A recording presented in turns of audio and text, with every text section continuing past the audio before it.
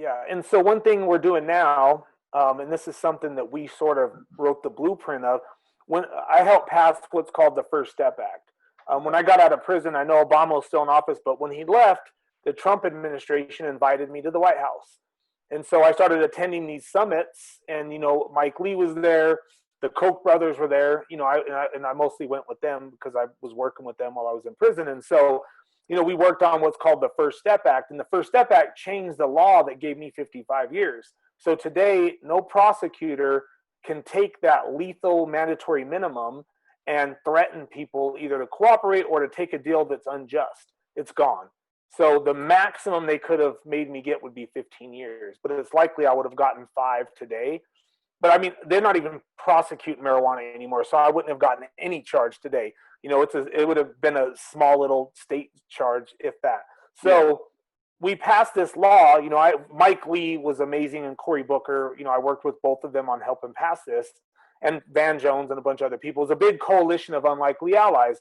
So we reformed 4 aspects of the criminal justice system for the sentencing, like for the mandatory minimums. And one thing we did that was sort of didn't get a lot of fanfare, and we did it kind of on the low, was they amended what's called compassionate release.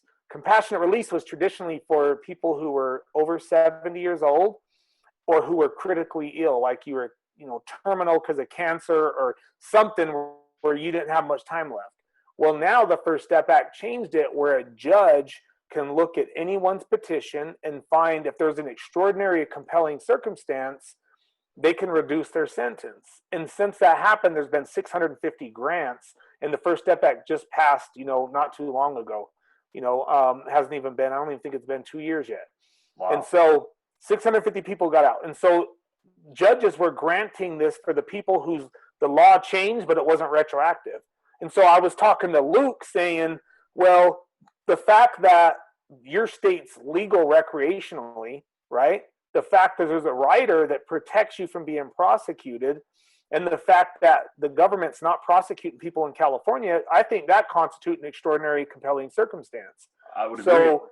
So we argued this in Luke's case right now, and then we're saying that not only that, his co-defendant got clemency and he didn't. And so the only right thing to do would be to let him go. He's already served 12 years. Even if you agree, okay, it's illegal federally, 12 years is enough. Let him go. And so we wrote this for everybody who's in there for marijuana. We made the argument so anyone with the marijuana case, especially if you're in a state where it's legal now and wasn't legal when you were prosecuted, can make this argument. And so we're doing it in Lance Glor's case, Luke's case, and a few other cases, because if Luke's case wins and sets this precedent, nearly anyone in there for cannabis can get out with this provision. Yeah, that's what I was just thinking. So we're hoping it wins. This is a test case for us. What can people do that are hearing this or watching this? Is there something they can do? Are there petitions they can sign? Are there, places that they can go to make a difference? Absolutely, yeah. I mean, if you go to the weldonproject.org, there's guidance on there.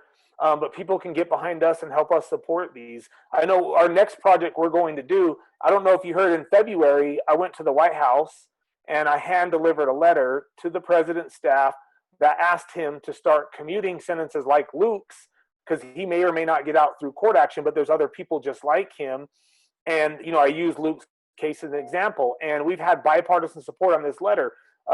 NBA star Kevin Garnett signed it, actor Danny Trejo, former Governor Gary Johnson, former federal prosecutors, former Republican senators, and a bunch of people signed it from both sides. And so I took this letter to the White House. We brought cameras in, and I established a rapport with their office about this one issue that I'm putting all my focus on right now.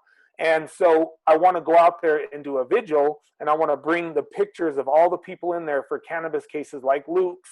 And I want to do a vigil outside the White House, not to protest, not to criticize the president, but to ask him to do this. And so that's going to be Mission Green's next project. And I could have my White House contact meet us outside, and I'll give him a list of all the people who we believe fit this criteria and who can be released immediately. Oh, man, that's awesome.